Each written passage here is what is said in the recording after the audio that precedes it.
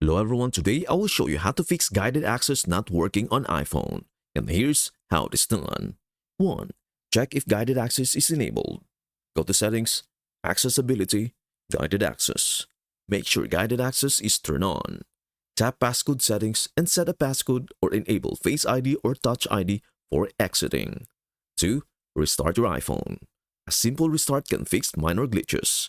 If the issue persists, try a forced restart. 3. Check for software updates. An outdated iOS version may cause guided access issues. Go to Settings, General, Software Update. If an update is available, install it. 4. Reset accessibility settings.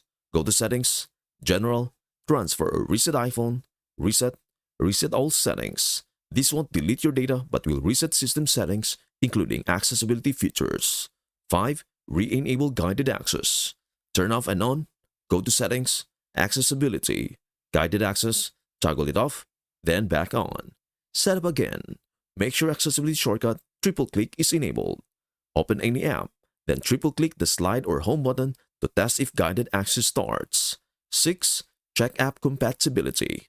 Some apps may not support guided access properly. Try using it on different app to see if it works. And that is everything you need to know about how to fix guided access not working on iPhone. Before we end, may I humbly ask you a favor? Please do like, share, and subscribe to our channel. This means the world to us. Thank you so much for watching. We hope to see you in our next video.